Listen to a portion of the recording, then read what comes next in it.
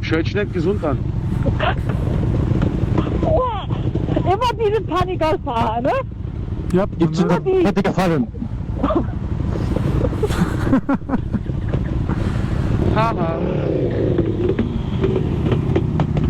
Wasser, das ist hier so ein Drache. Drachen. Oha.